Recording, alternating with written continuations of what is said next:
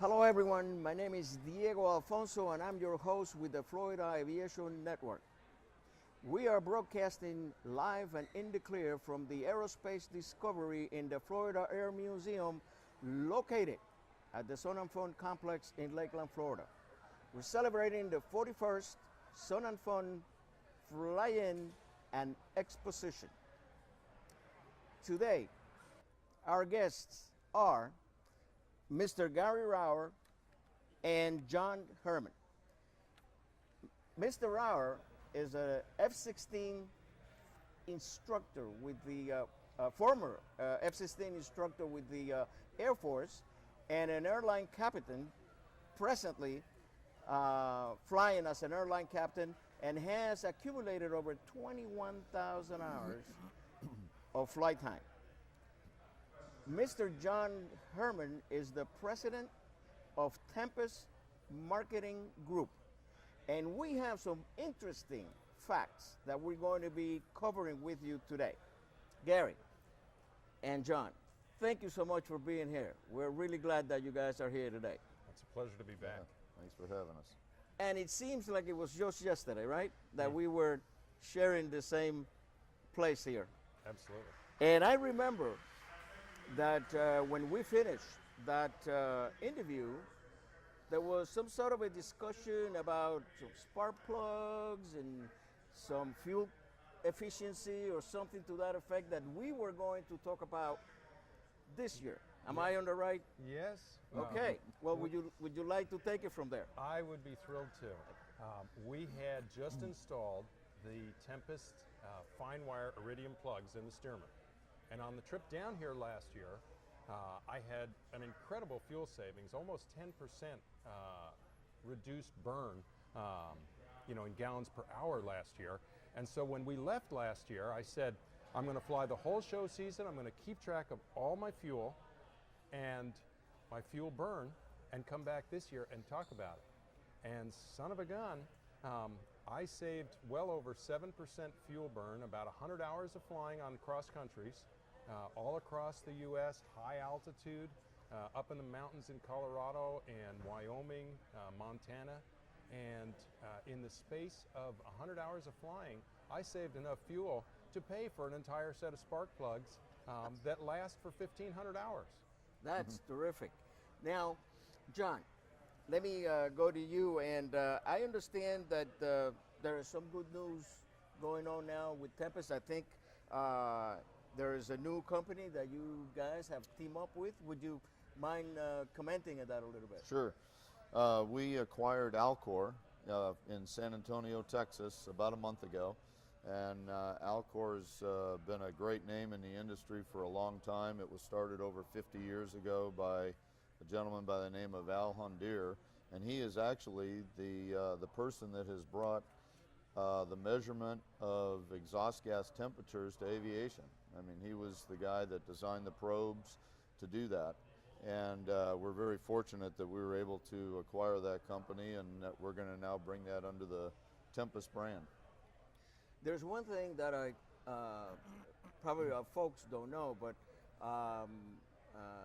Tempest. By the way, Tempest has a great website. You know, I happen to be a mechanic, and during my research, I went through the whole thing, and it has a section there for tips, which is I'm about knowledge, and anything that helps me to understand something or that give me a heads up, you're going to find it there in Tempest. So Tempest has a wide variety of products, not only spark plugs, but oil filters, starters. If you own an airplane or you rent an airplane, there must be some type of part or equipment from Tempest in that particular equipment. You take my word for that.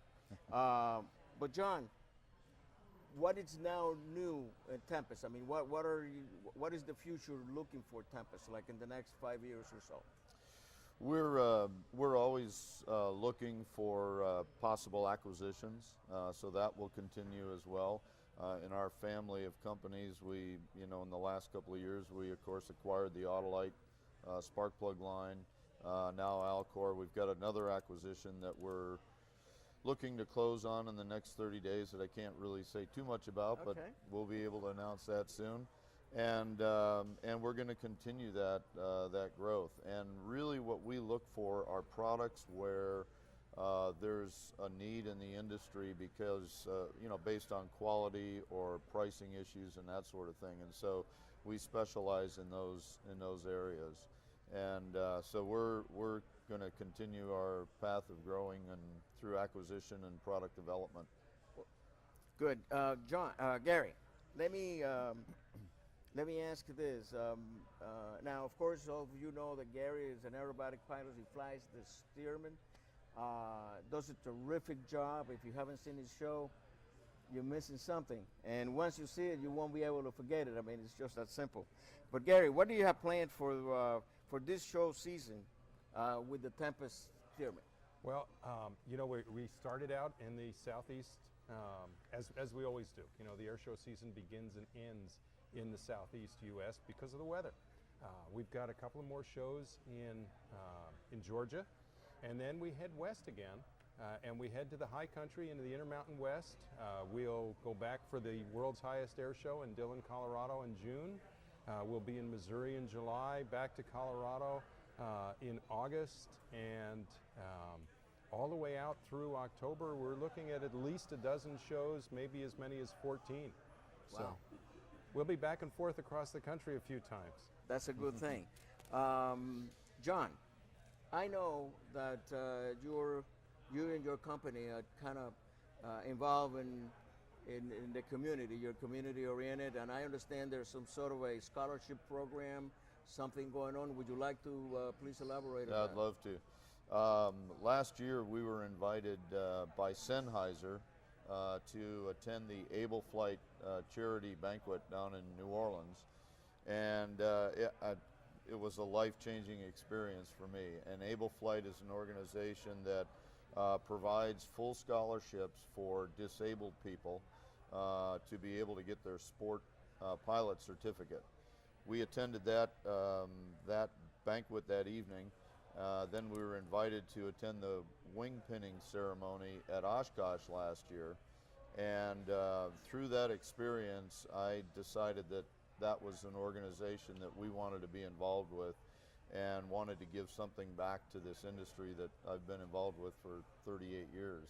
And so we just announced Tuesday of this week that Tempest will commit to a 3-year program, and we're going to provide a platinum scholarship, which basically means that we will provide the funding for one pilot a year to get his certification through Able Flight.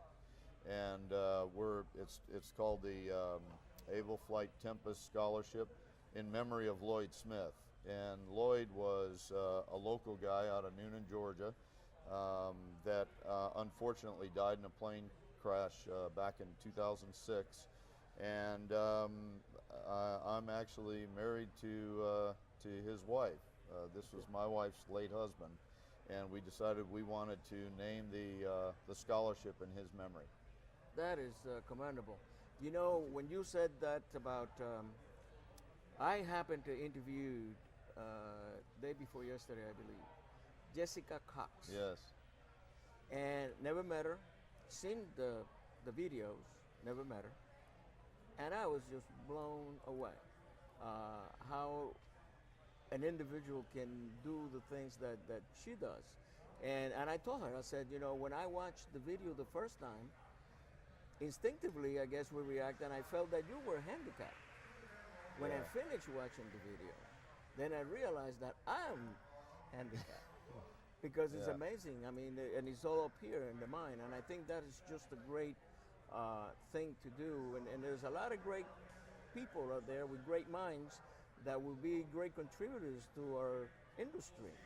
And they can't do it for monetary reasons. As you know, everything in aviation is so expensive. Exactly. And it's interesting if you talk to Charles Stites, the executive director of Able Flight, once they get their certificate, most of them continue on in aviation. They've got a former student. Well, Jessica Cox is a former student. Yeah. and they've got another former student that's actually working for the FAA now in Washington, and another one that was just this week taking his ATP check ride. So he went on from sports certificate to private, and he's now getting his ATP rating. So it's a great program. Sure. Once the bug is in there and somebody wakes him up, it's all over. That's right. Now, I know that you're a CFI, and this is kind of one of my pet peeves. You know, I love instructing. I flew for airlines, I flew corporate, and I done almost everything in aviation, but I'm always teaching. I mean, I got over 13,000 hours of instruction given. Wow. I love it, you know. But before we get into the CFI thing, why don't you tell us a little bit about how you got interested in aviation? What was the spark, that dream that said, Gary, you're going to do this? Gosh, you have to go back a long, long way.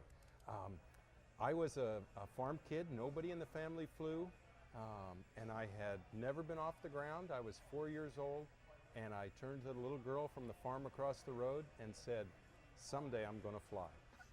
And I had no idea that after 41 years in the cockpit, about 2.5 years of flying time, if you add up all that flying time, and you can relate to that.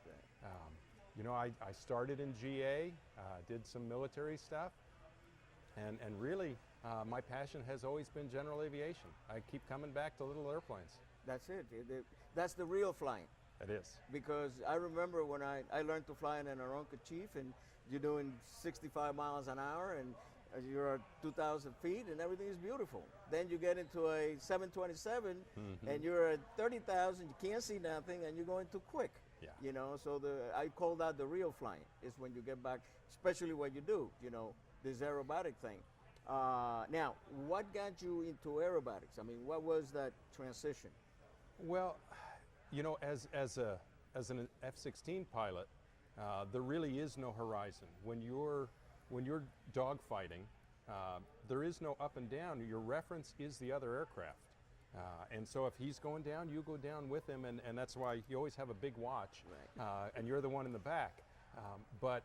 So being very comfortable, aerobatics is a great way to build confidence in an airplane. Once you're practiced at being upside down, being a little disoriented in the weather, you get on the gauges and you know what you're doing, and it's a huge confidence builder for anybody. I saw my first Stearman at 16, and Wow. and I just, that was the airplane for me, and I bought this beautiful airplane, and a friend of mine who was doing air shows saw the airplane and said, "You're going to do shows with that, aren't you?" So I got some extra dual, and here we are. There's so much romanticism in that airplane. It sparks something. It juggles your mind. Your psyche gets altered, I think.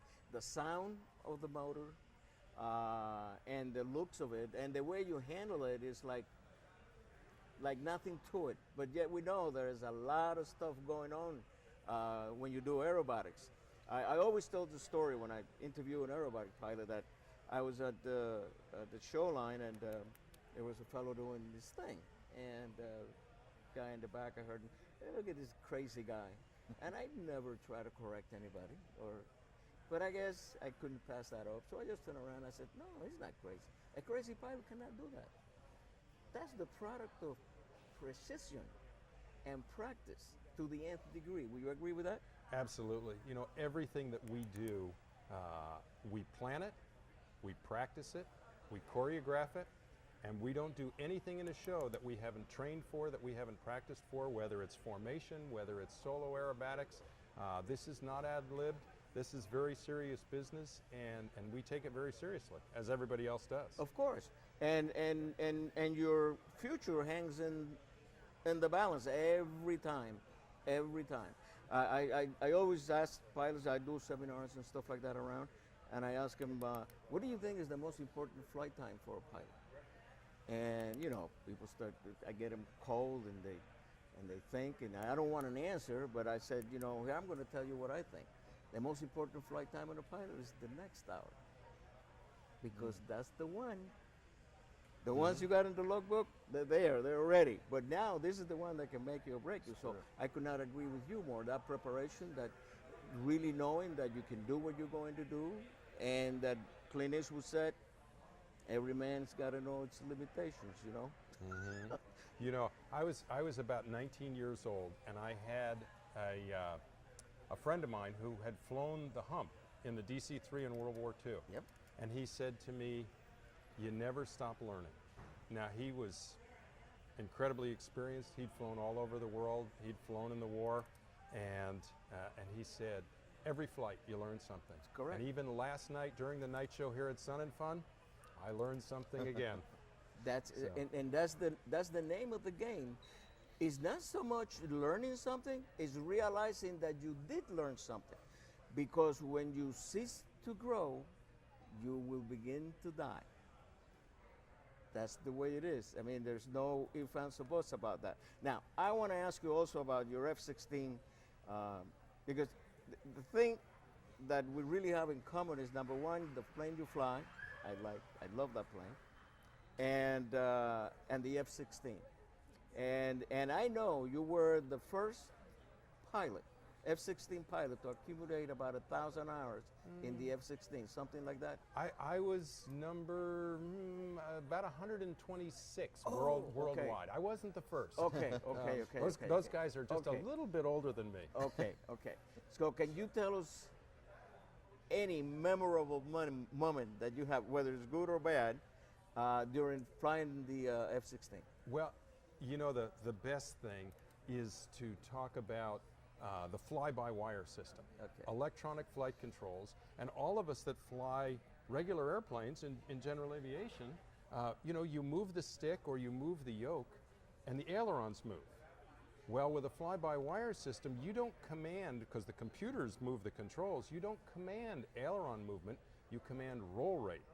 And when you release the stick, you're commanding 0 roll rate, and the computers tell the ailerons and the rudder what to do to stop the roll. So the first time you go out there, and there's an instructor in the back seat, and you're used to flying a traditional airplane, you move the stick, and we don't think about it, but when you stop the roll, you actually put in just a touch of opposite aileron to hold the roll. Well, if you do that with an F-16, you bounce the instructor's head off the canopy, and you will do it 5 or 6 times. And the instructor is sitting back there with one hand up against, his elbows up against the canopy, and his hand is up against, because it hurts. Yeah, the buffer zone. Yes. So that's how you start in an F-16. That's cool. John, I want to ask you a question, which I really don't know, but what is your background in aviation? Well, similar to Gary, I remember what got me interested in aviation was as a kid, I grew up in Waukesha, Wisconsin, and the Waukesha County Airport on Father's Day had penny a pound rides. And we don't really have aviation in our family history or anything like that, but my dad would take me out to the airport, and you know, I probably weighed 80 pounds at the time, so you know, it cost us 80 cents to go flying, and I fell in love with it from that point on. And so after college, I moved to Alaska and I figured that's a great place to get into aviation. Yeah.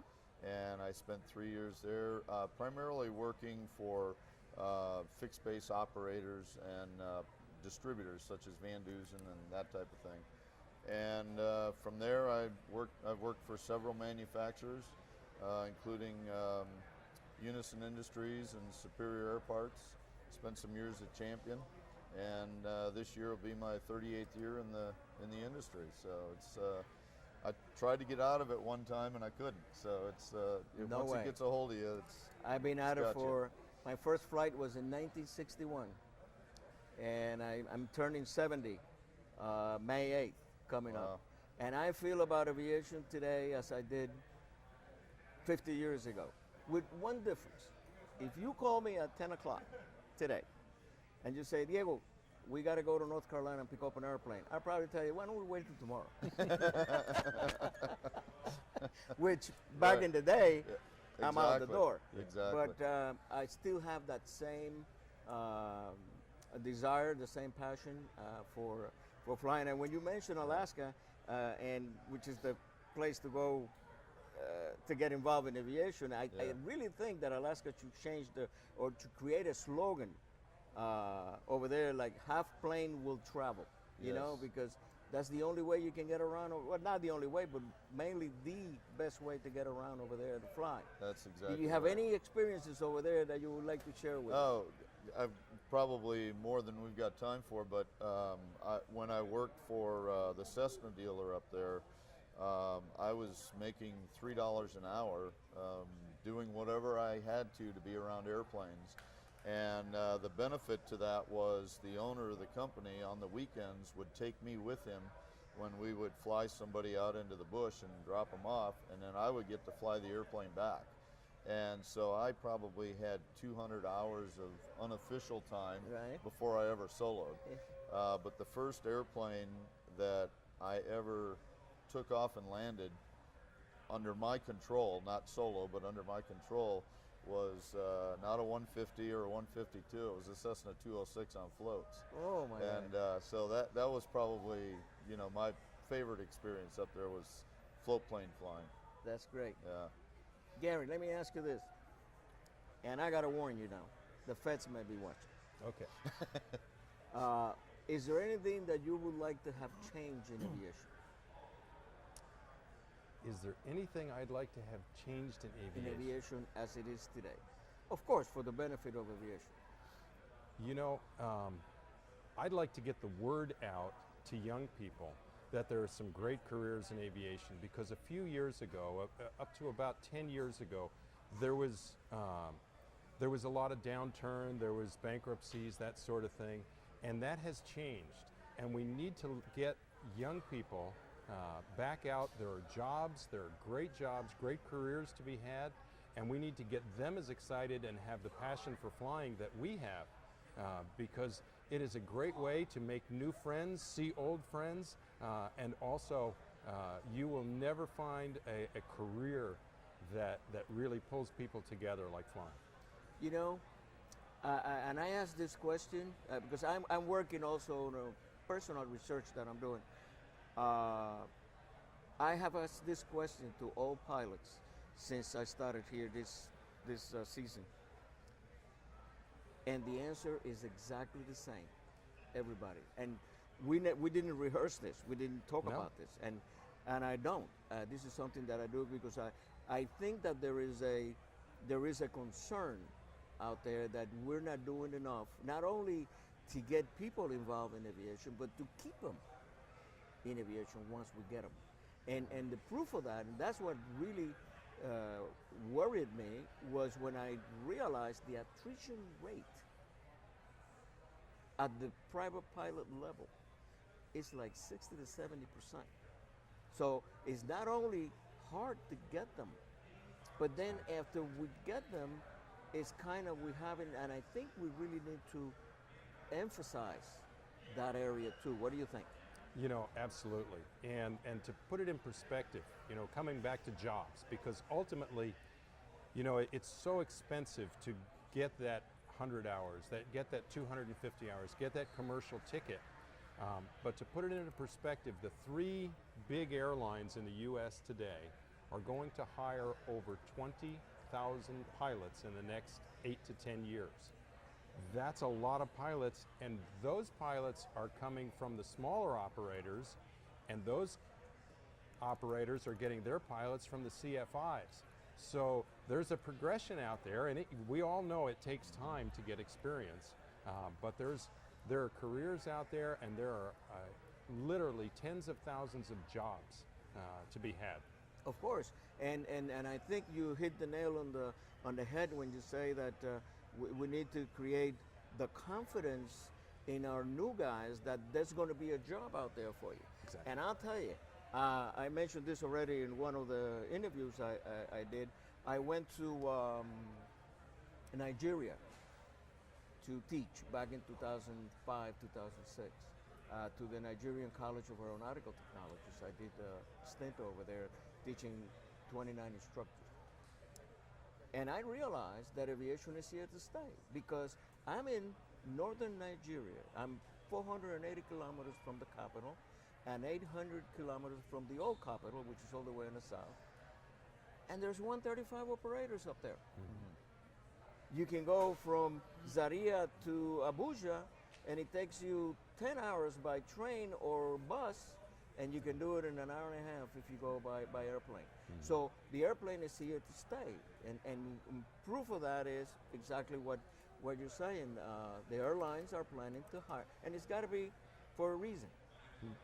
Part of it is the rest of us are getting older. Exactly, exactly. And now, if the airlines have that boost in hiring, so will the corporate world will work and the teaching world, because there's so many things in aviation that involve pilots, that not just airline pilots. I mean, there's a lot of other stuff where people can make their living in our business.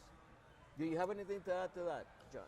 No, I would just agree with that. I think if asked the same question, I'd say the same answer. I think getting young people involved in all aspects of aviation, flying is certainly important, but manufacturing, everything, we need to get young people involved in the industry. Okay. Now, I'm going to ask you a question, then I'm going to come back to you. In aviation, without putting you on a spot, I think that I just realized, I've been told that we're coming to a close. Time goes so quick, man, when we're having fun, and time is merciless. But I'll tell you, Gary and John, it's a pleasure for me to have you here on the show, and I hope we're going to do it next year again, and I hope you bring something new on those plugs and that fuel efficiency. Got a deal? Plan on Got it. it. And thank you so much. My name is Diego Alfonso, and I'm your host on the Florida Aviation Network. We see you next time.